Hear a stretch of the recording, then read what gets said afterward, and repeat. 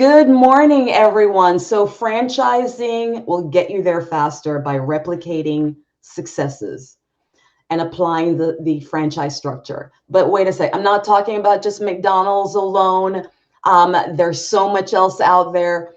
I'm talking about really looking at the franchise model, borrowing the concept, also utilizing it to non-franchise businesses as well. We're going to chat about it today. So today on 10 at 10, our fireside discussion is with our guest, Diane Pleuss.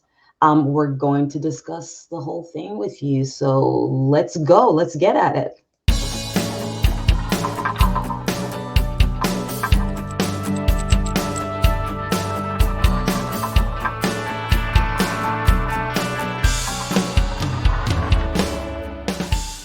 So good morning, everyone. Paula Madison Sierra of Power Marketing SF and the host of 10 at 10. So this morning, I have with me Diane Pleuss, franchise fitter. I love her title, by the way. Franchoice,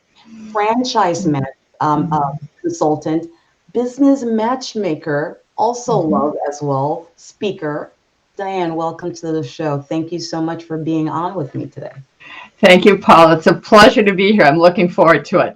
Oh, no, definitely. And of course, we were giggling before because our minds were very much in sync as we were dressing today. So welcome to the show, my dear. Thank you so much. So I'm just going to jump right into it because we want to make good use of folks' time here. How does one become a franchise fitter for starters? Well, Paula, when I was 5 years old, I said, I want to be a franchise fitter. It's like, that's what I want to be, a franchise fitter. It was actually quite by serendipity. We had moved to California for my husband's job. I was a trailing spouse. I answered one newspaper ad back in the day for a marketing director for a franchise company. Now, like many of the people I work with, I didn't know franchising, but I had transferable skills and I knew advertising and marketing. So I was hired, and that gave me the foray into the advertising industry or into the franchise industry. And which franchise did you start? What was your first one that It was a consortium of companies that worked with different emerging companies. Right now it's called an FSO, a franchise sales organization. So it's companies that will provide the development for other franchise companies. Right now, many times franchise companies will outsource that and focus on support, training, some of the other things. Which franchise would you say was the one that you got the most learning from? Well, the one that then I was hired to become the marketing director was in packaging and shipping. It was initially the Handle with Care packaging store, which started at the same time as mailboxes, etc. But I don't know how many people remember that because that is a while ago. I remember. That kind of dates me right there, but thank you, Diane, for that. So when I think of franchising, I think of really high investment. I think of super high structure. What is the difference between a franchise and a non-business structure? Well, a franchise has a legal document called a franchise disclosure document, fondly known as the FDD, and that will detail a number of different things. In fact, they have 23 different items in there. So it will have audited financials. It will have background on the management team. It will detail the investment. Many franchise companies will have financial earnings information in there. Not everyone does. It's not required. It's optional. But it has a lot of the info that you need to successfully evaluate a franchise. And with a regular business, they won't have a document, they won't have a legal document like that. So many times an independent business will start off and they'll start to grow and scale, and hopefully they'll write down some of their trainings and learnings and systems and procedures to document it so that someone else can learn or they can take vacations, things like that. But that's one of the big differences is they don't have a franchise fee. They wouldn't have a support team behind them. Okay. All right. And so investment wise, is all franchise businesses, I mean, because one of the things that I'm assuming that all if you're going into a franchise, it's a very high investment across the board. Is that necessarily true? It is not necessarily true. Certainly, there are high end franchises that require a significant investment, the $1 million investment.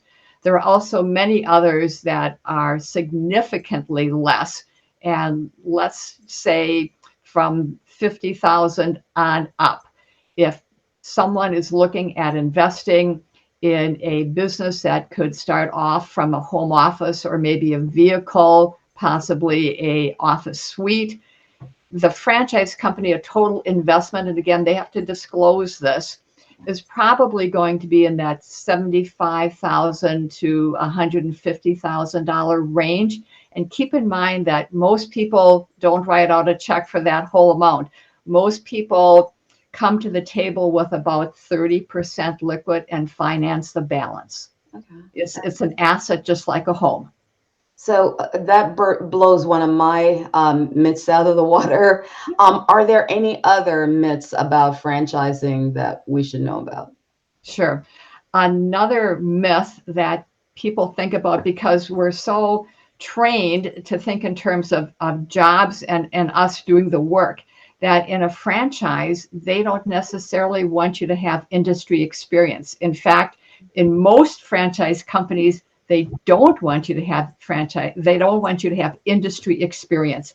They want you to have that open mind that you can learn their system and their way rather than unlearn some bad habits. So it's more about working on the business. It's more about that leadership, that management piece of it.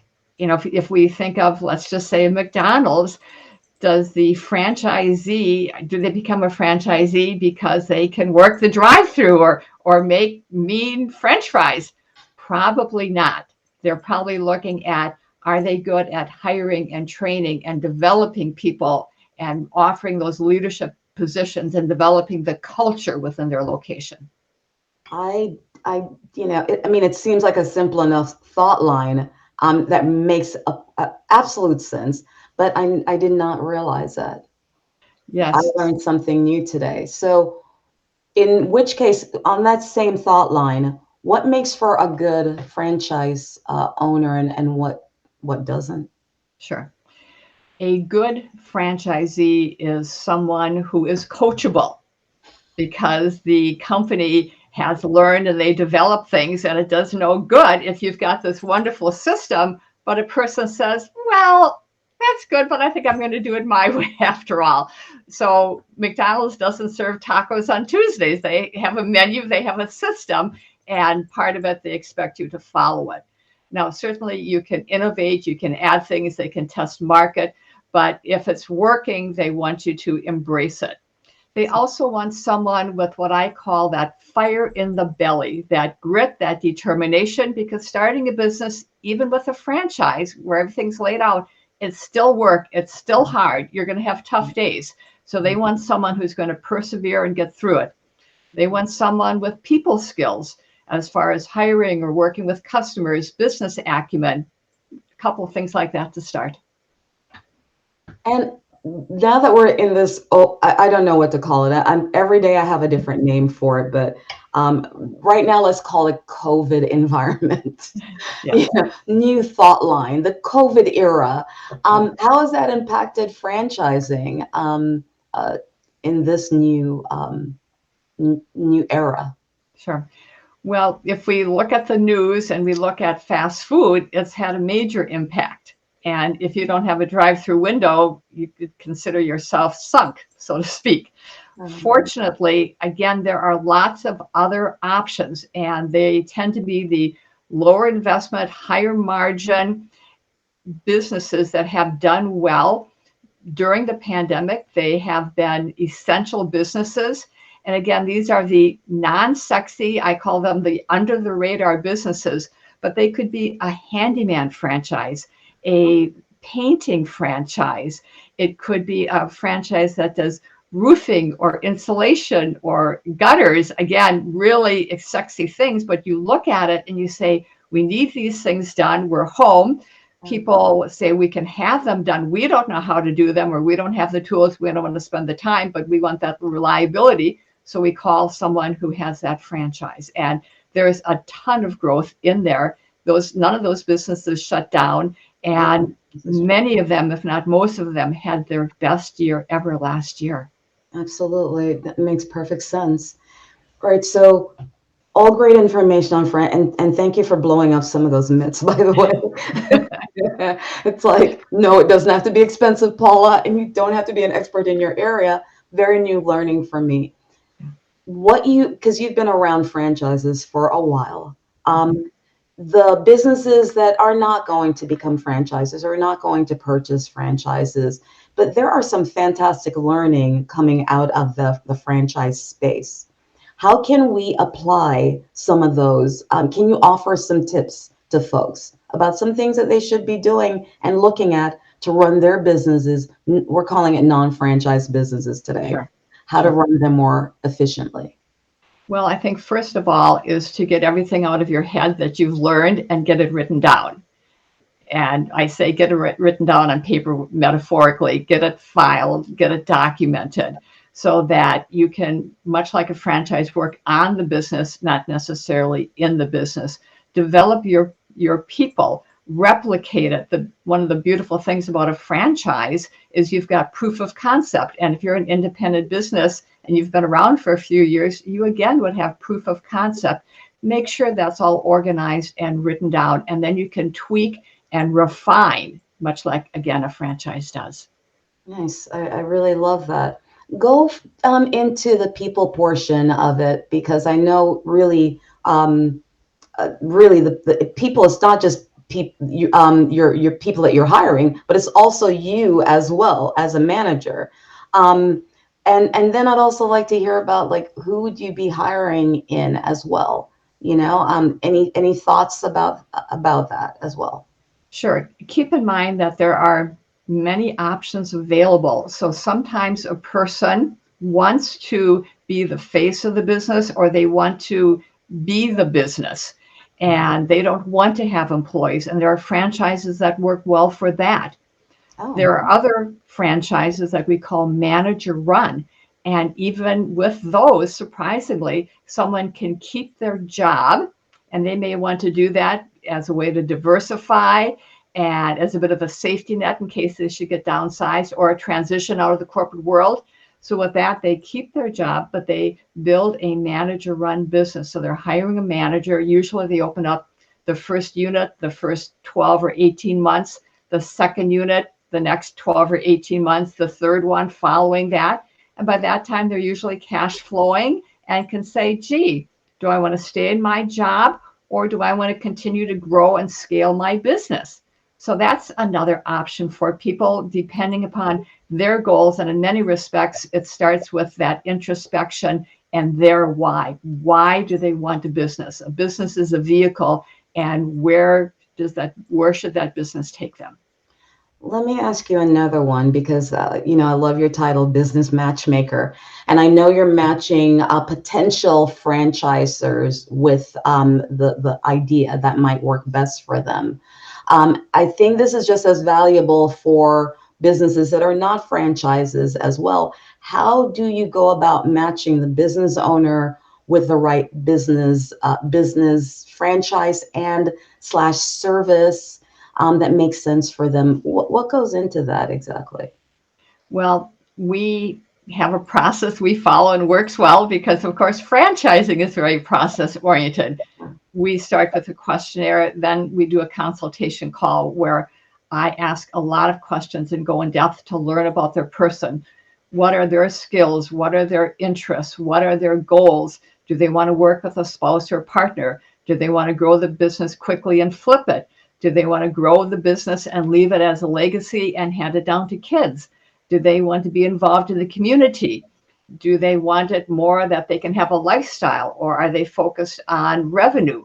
So there's lots of different questions that I'll ask, and depending upon the person's answers, I will make recommendations. And usually I try to present several options, ideally 3, so they can compare and contrast. And if someone's looking at an independent business, I would encourage them to keep an open mind and look broader, particularly if they have good management skills and good people skills. The technical things they can learn, they can hire. But if they've got some of that management ability, it opens up the net for them much more. I love that so much. Thank you for that, Diane. Because like I said, one of the things that fascinates me about your area and about franchising is how applicable it is just again to a person who is just, they just own their own painting place, or they just own a pizza parlor or a couple of pizza parlors, a lawyer, a trust attorney, whatever. A lot of the thought line is so applicable. So I'm very fascinated by franchises and how they work.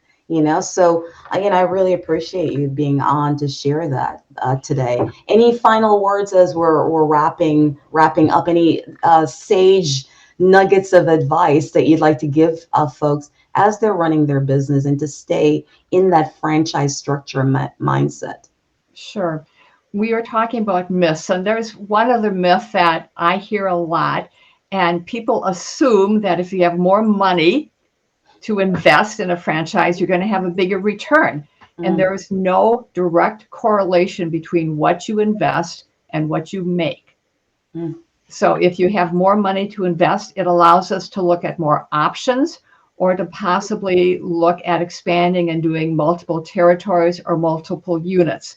So you can still have a very successful franchise where you can be happy with a minimal investment. Again, there's no direct correlation. And likewise, it doesn't require a fancy degree. You don't have to have gone to Cal or Stanford. They're looking for that person and their ability. And people look at a business because they want usually more freedom, more flexibility, more control. And I think those are universal across both independent businesses and franchises as well. Yeah, I love that actually, because really, even in my area in marketing, I think folks just figure if they put money on something, things just happen. And, of course, as marketers, we get that all the time. It's like, what's going to happen? Don't have a crystal ball. I can only tell you what will not happen if you don't do it. I can't, we're dealing with human nature, right? And sometimes the thought line is, well, if we throw money at it, magic should just automatically happen, when there are definite operational things that also have to be done as well to make marketing effective. Diane, if people want to get in touch with you, or I don't know if that you have a workshop or you're speaking somewhere, can you share how people can stay connected to you? Sure. I do have a workshop courtesy of East Bay Score. It is Wednesday, March 30th at 12 noon. It's a 75-minute presentation. You can go to the East Bay Score website and sign up for it there, which is an absolute wonderful organization for both people looking at franchises, and they provide mentorship for free for anyone looking at an independent business as well. Just a wonderful organization. I know, I love I am active on LinkedIn. I try to post regularly so people can learn about business and also get a feel for me. My website or my profile on LinkedIn is Diane Pleuss, the franchise fitter. And I added that moniker because Pleuss is not only hard to say, it's hard to spell. P as in Peter, Leuss. Or they could simply type in quickchatwithdiane.com to schedule a call with me. Note that my services are free. We are paid by the franchise companies for the pre-screening, the education, the matching we do, and I work with people nationally. Oh, perfect. And I'll drop all of that down below, everyone, so that you'll have it to connect with Diane afterwards as well. And of course, just, to give SCORE a little bit of props for those of you who don't know who they are. SCORE is the abbreviation for the Service Corps of Retired Executives. And so It's just simply them volunteering their time and their expertise to help you and answer questions in specific areas that you want. So definitely reach out to them. And of course, they have one in all over the country, actually. Oh, So, I all mean, over the country. right. Yes. I have people in the UK are also watching this as well. No, they're not there. It's an American thing, but it's federally, it's throughout nationally throughout the US. So please reach out to my guest today and also on LinkedIn. I'll have all that details there. And of course, if you're ready for marketing, please reach out to me on powermarketingsf.com. Diane, so I'm doing this new thing where I'm just trying to give people a little bit of rocket fuel into their day. My favorite quote right now, this week, is even if you're on the right track, you'll get run over if you just simply sit there. Will Rogers. Do you have one that you usually gives your clients a little rocket fuel? I do have a quote on my email signature. It is success requires three bones: wishbone, backbone, and funny bone. You know, You running need a all three. business. I know. Well, running a business, you need the funny bone. I mean, it's required hard because you got to laugh at yourself some days, you know? Exactly. And viewers, as always, my continued mission statements is to introduce you to everyday experts like Miss Diane and have them offer their knowledge and learning and years of expertise to you. And of course, every now and again, we drop in some marketing tips into certain shows as well. The show airs on every Thursday at 10 a.m. live on LinkedIn, not pre-recorded. I keep getting you guys calling and asking, it's like, when does it record exactly? It's live. This is a live show. Viewers, you continue to amaze me. Thank you so much for sharing and liking and commenting. I appreciate you so much. Thank you so much again, Diane. I appreciate your time. It was a pleasure, Paula. I thoroughly enjoyed it and wish you all the best in your business as well. Thank you so much, and thank you for the matching outfit. We did the thing today. Take care, everyone. Bye.